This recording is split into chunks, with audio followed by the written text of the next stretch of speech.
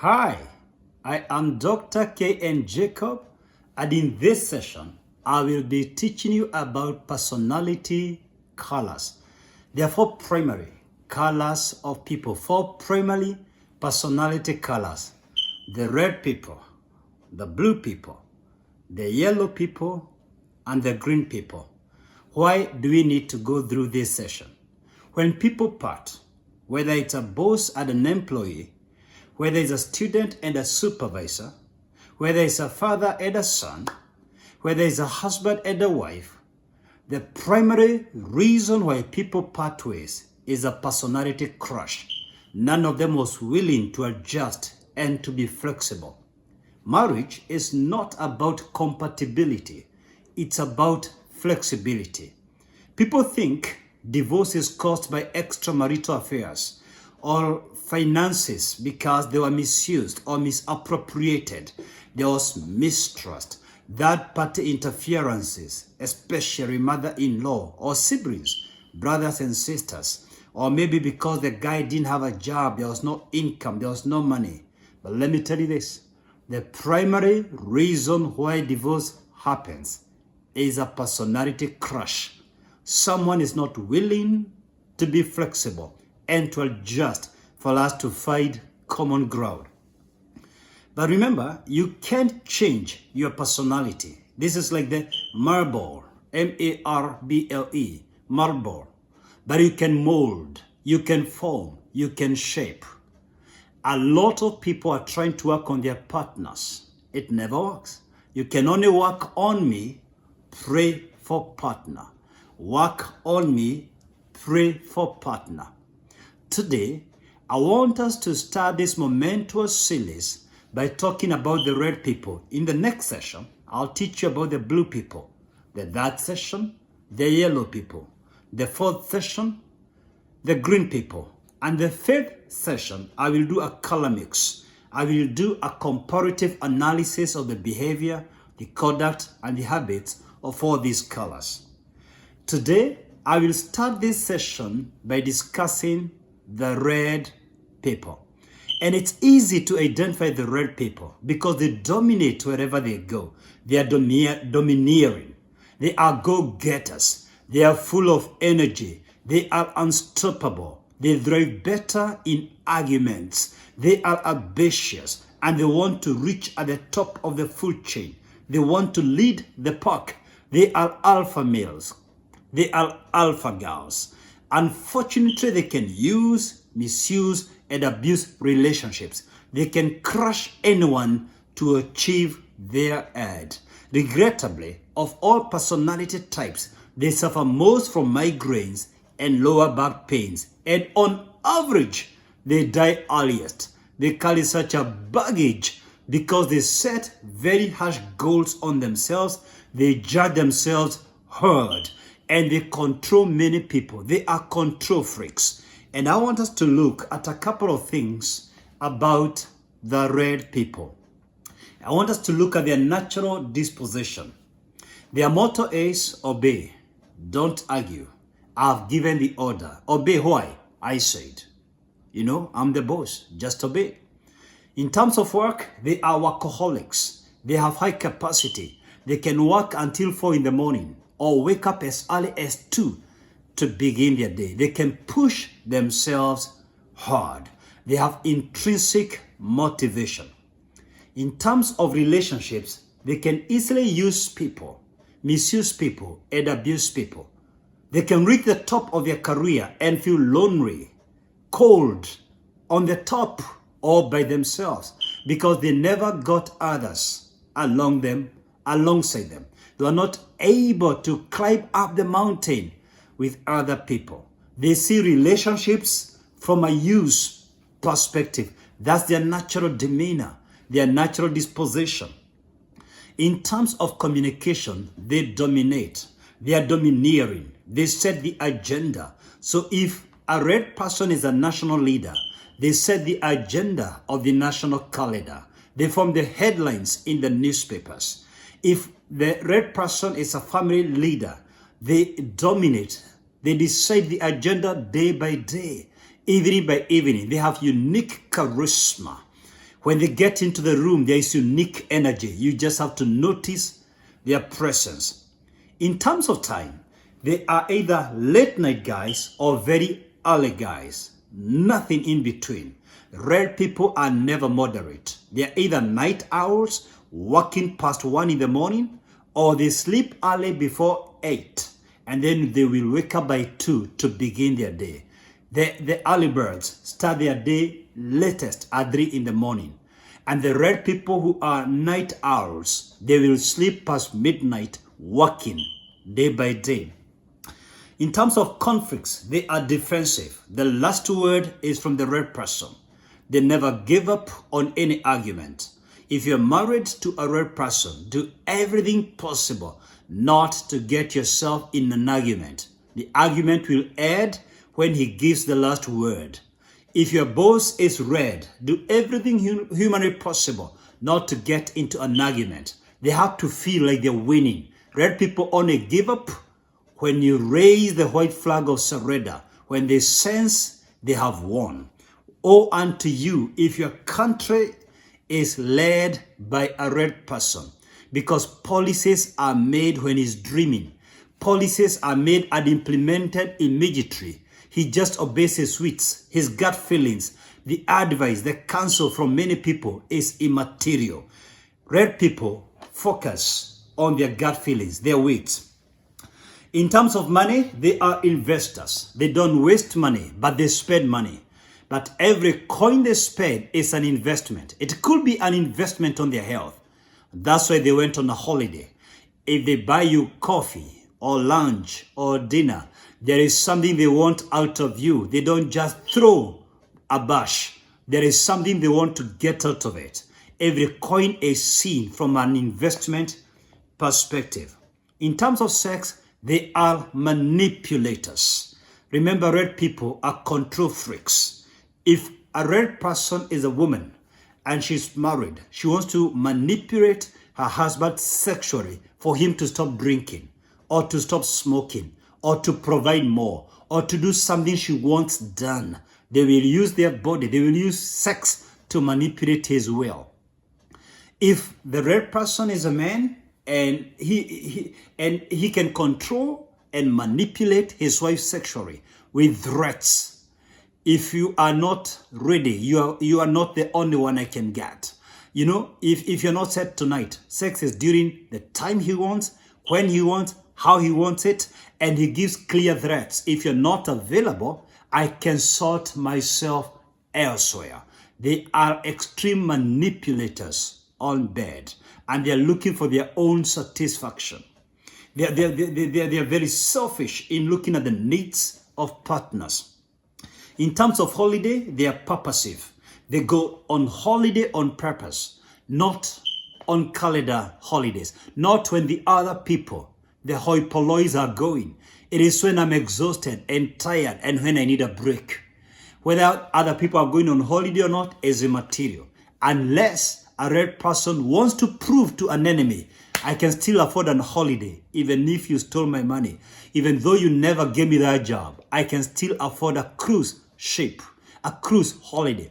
I can still afford a holiday, even though you refused to invest in my business. Because every decision by a red person is a statement decision.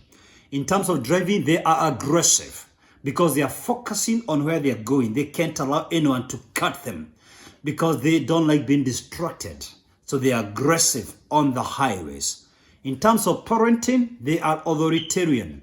They can exert pressure on their kids because they have no space for plan B. It's only plan A. So they have no room for failure.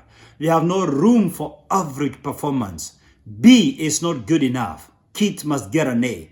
If they want them to sleep by 9 o'clock, it's 9. It's not negotiable. Why? I say I'm the father or I'm the mother. There is no space or room for negotiations or arguments. It is because I said. In terms of their marriage, if they are committed, they get very devoted. Because for red people, it's either working or not working. So they will either be devoted in their marriage or break it. They don't know something in between. I'd like to share with you to share with you about one character from the scriptures who was read. I call him the Red Paul. Paul, the apostle, was very red. And I will tell you one major pro and one major con for the apostle Paul.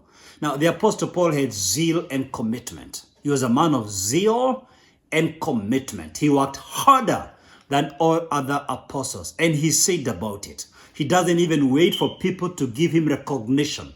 He will let you know he worked harder than all the disciples of Jesus. Now, Philippians 3:6 says, I was so zealous that I harshly persecuted the church. And as for righteousness, I obeyed the law without fault. I was so zealous. 2 Timothy 4:6, for I am already being poured out like a drink offering, and the time for my departure is near. I have worked so much, there's nothing left. I am empty. I gave myself to this cause. The same way I was zealous persecuting the church is the same way now I am zealous for Jesus. There is no energy. There is nothing remaining in me. There is no more one message, one sermon, this. No more one word of knowledge. No, I'm done. I'm empty. I'm being poured out like an offering. There's nothing left. And in Philippians 2:17, he says, but even if I am poured out like a drink offering on the sacrifice and service coming from your faith, I am glad and rejoice with all of you. He downplays his hard work. That's how red people behave. They try to make everything seem effortless. Even after toiling and laboring and giving themselves so much, when they come in the public domain, they never want you to see what was happening behind the curtains. They never give you a chance to peek behind the scenes because they always want to put the best foot forward. They want to look effortless in their craft. They want to showcase their masters in their craft. And the Apostle Paul was able to preach the gospel of Jesus Christ all over Asia Minor and Europe, all the way to Spain, and according to some traditions, all the way to Britain in his 5th missionary journey. He did this without a car. He did this without a laptop. He wrote 13 books of the New Testament, among others. He traveled without a plane, and he covered such a vast ground, which we call today Asia Minor. This is a man of zeal. But then, his zeal comes with equal liabilities. Paul was very weak in handling conflicts. You don't stand on the way of Paul. He has heard from the Lord. He has heard the assignment. His mission is clear. He's got to take the gospel to the Gentiles. Don't start his way. Galatians 2:11. When Cephas came to Antioch, I opposed him to his face because he stood condemned. Cephas is Apostle Peter, the bishop of Jerusalem, the man who was the leader of the church. And Paul has the audacity to say, I opposed him to his face. Paul didn't know how to handle conflicts in a diplomatic manner. There was no diplomacy in this man. Acts 15:39. They had such a sharp disagreement that they parted company. Barnabas took Mark and sailed for Cyprus. Paul felt Mark is not helping him.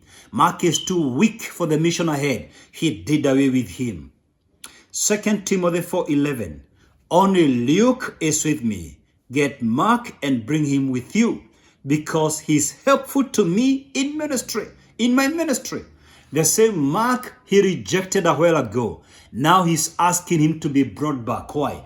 Everyone else has left Paul. It's only Luke who is with him. Now he needs the same Mark he rejected. Barnabas was different from Paul. He knew how to embrace, how to encourage, how to nurture the weak.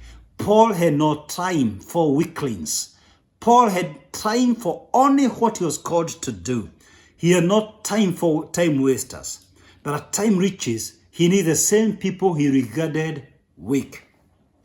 Allow me to share with you some 7 strengths and 7 weaknesses of red people.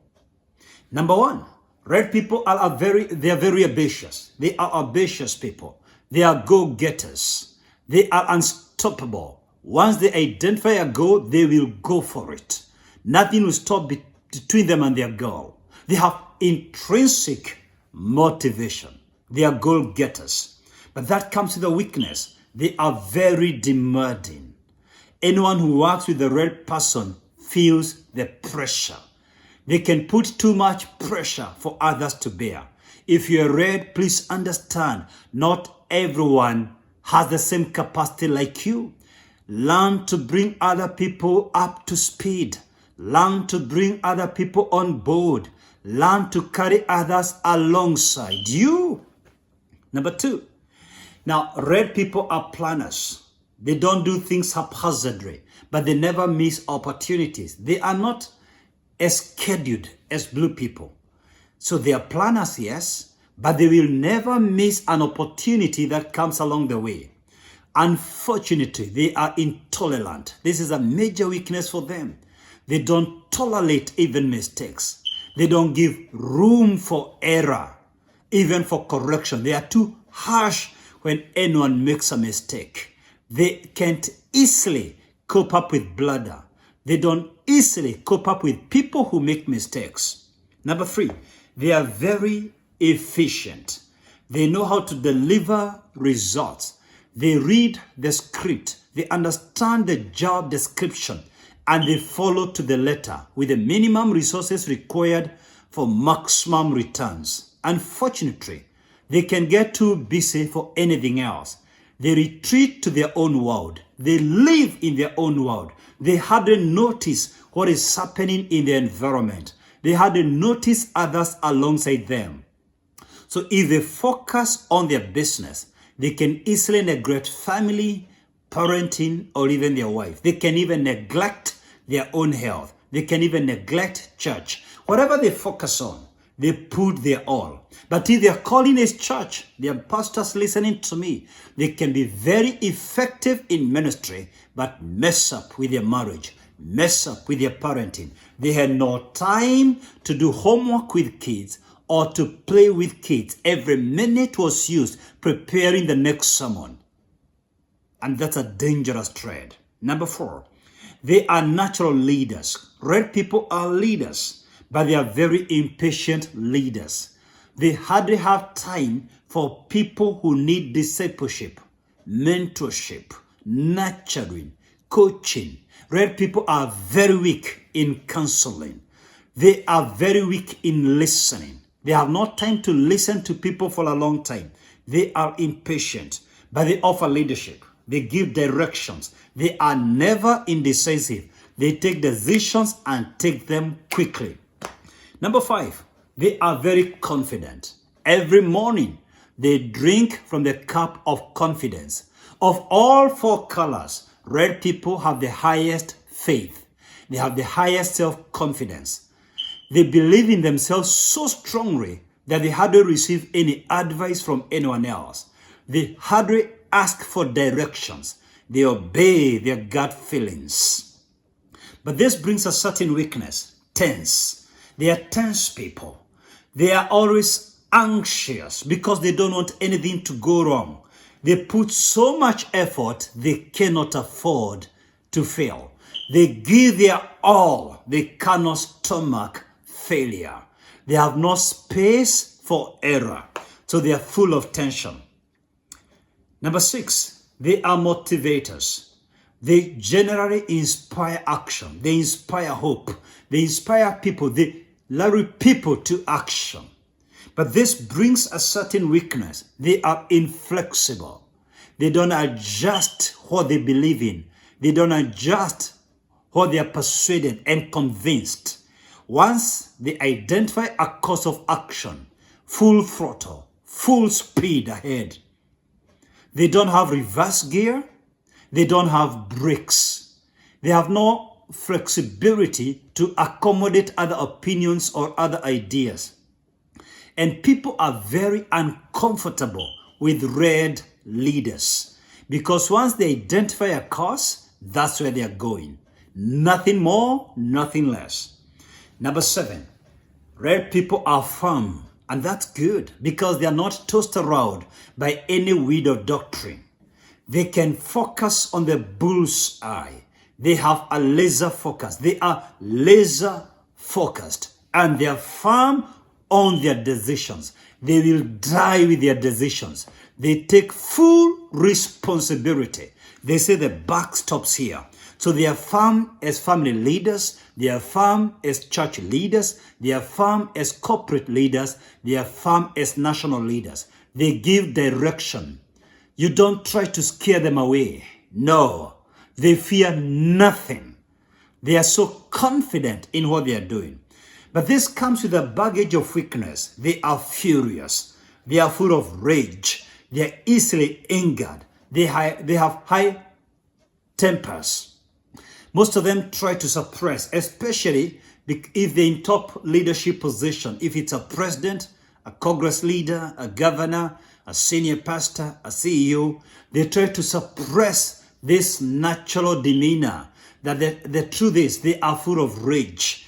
They can easily be angered. They can easily lose it. The good news is this: the Bible offers a solution to every weakness of red people. So never try to justify your weakness. Don't say, Doc told me I am red. So please understand, I'm always angry. Doc said we are domineering. So guys, keep quiet, shut up. I'm the one talking. No. I am not teaching this session to justify your behavior. Doc said, if you're not willing to give me good time in bed, I can go out. I am not teaching you here to justify your weaknesses. I'm teaching you this session to expose your weaknesses and to let you know your need to adjust, your need for flexibility, and to open your eyes to see the strengths of the other colors. As I go to sessions 2, 3, 4, and 5, you will see the other strengths of the other colors that need to complement your personality. So these weaknesses have not been shared to justify your weaknesses, but to expose your weaknesses so that you work on your weaknesses. And number 2, so that you appreciate the strengths of others, so that you know you are not the only fish in the pod, so that you understand the needs of others in your team, in marriage, in the office, in the Congress, in the cabinet. So I want us to look at these 7 weaknesses, and I give you a scripture for each of these weaknesses as a solution. Number 1, weakness number 1, red people are demanding. Red people are demanding. Now the Bible says in Romans 12 verse 6, we have different gifts according to the grace given to each one of us. According to the grace given to each of us. Understand people have different gifts. Don't expect them to perform like you or to perform like someone else. Don't compare them.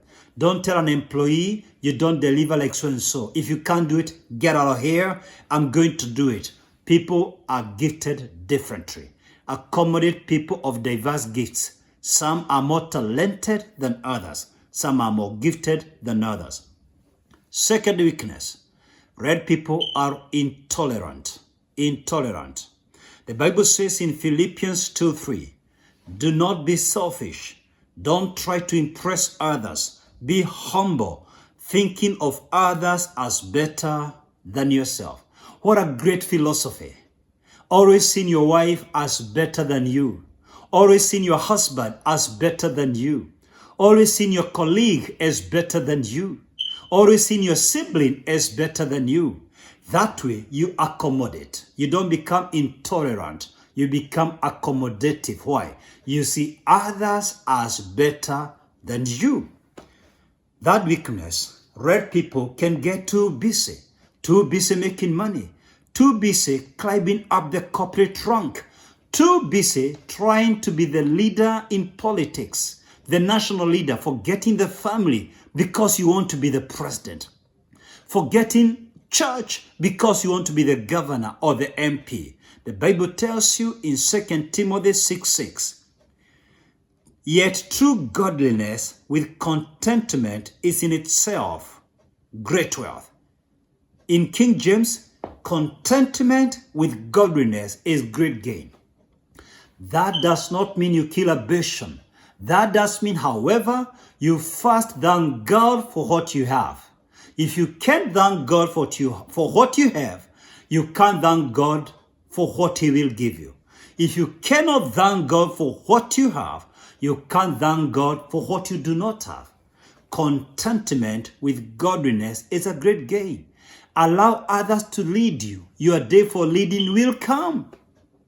Stop being jealous with the person ahead of you in your company. Stop being jealous of the people ahead of you in leadership.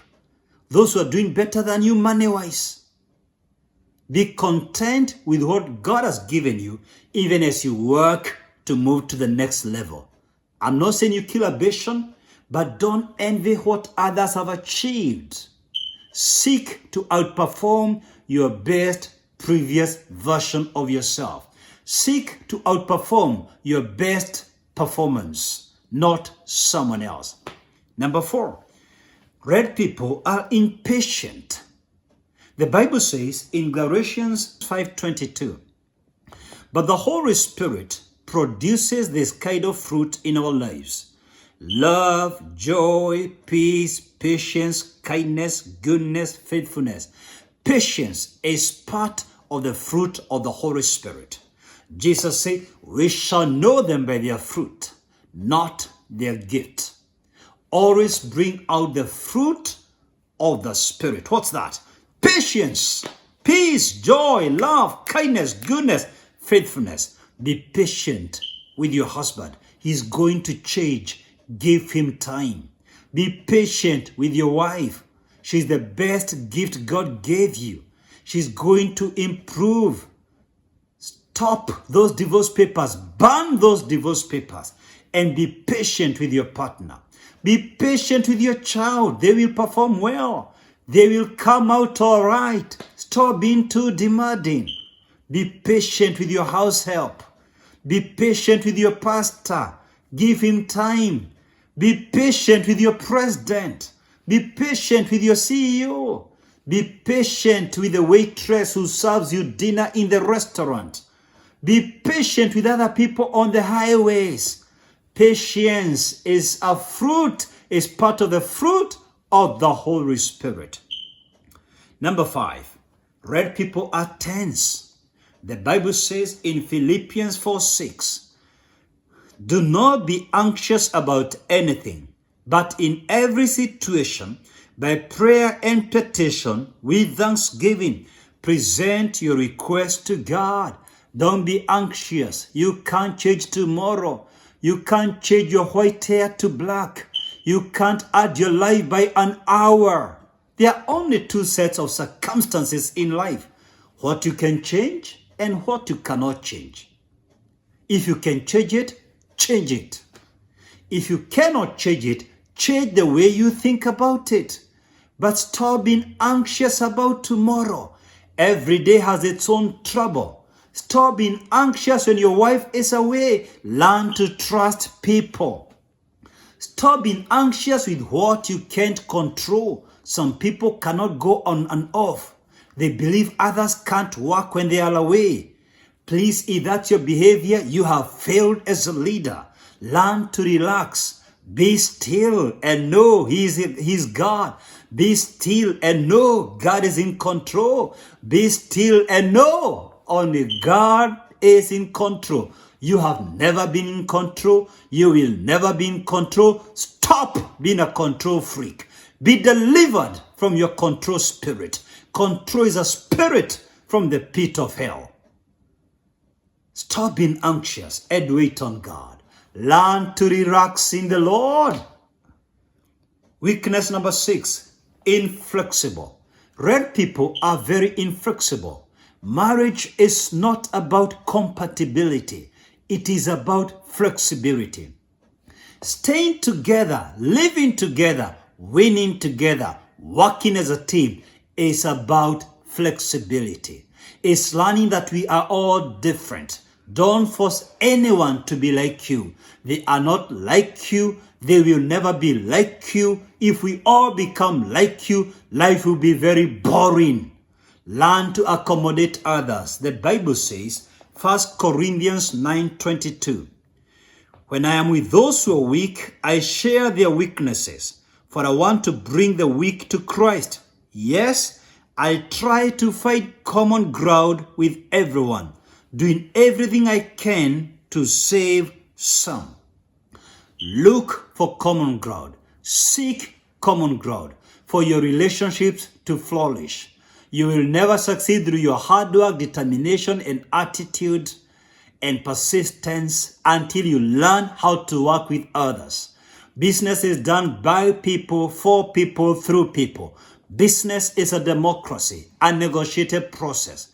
You will never graduate in your PhD studies, no matter how hardworking you are, no matter how late you sleep, how early you wake up, until you learn to negotiate with your supervisors. Learn to receive corrections from your pastor, from your supervisor, from your boss, from your spouse, from your children even.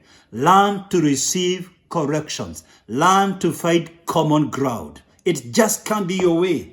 You see, the natural demeanor for red people, my way or the highway. The Lord rebuke you. Change that conduct. Stop the story of the highway and find common ground, common way.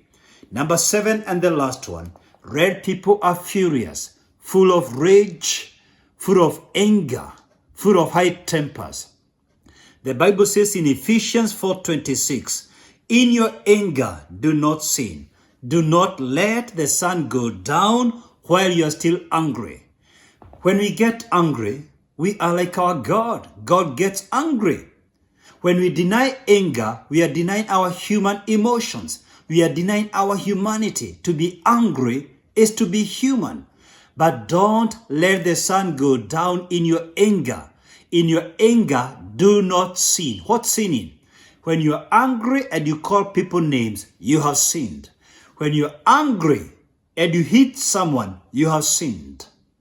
Never degenerate to physical, verbal, or emotional abuse in your anger. Learn to manage your anger. Please look for my video dubbed Emotional Intelligence. Every red person needs to listen to that video. Subscribe to my YouTube channel and look for that video in my YouTube channel, Dr. Jacob. Emotional Intelligence. Go through that video 3 times. Learn how to manage your anger. Learn how to manage your excitement and your happiness. Study yourself. Become more self-aware. Learn your emotions as they occur and as they evolve. I'll conclude by telling you this. While the Apostle Paul had an issue with anger, all the passages I have given you today, all the Bible verses I have read right now, were written by the Apostle Paul. So the Apostle Paul matured up in his faith, matured up in the Lord, and matured up in his personality, in understanding himself. You will never get along with others until and unless you learn how to get along with yourself. You will never have a happy marriage until you understand yourself. No one should live with others until they learn how to live with themselves. In the next session, I will teach you about the blue people. Thank you very much, and God bless you.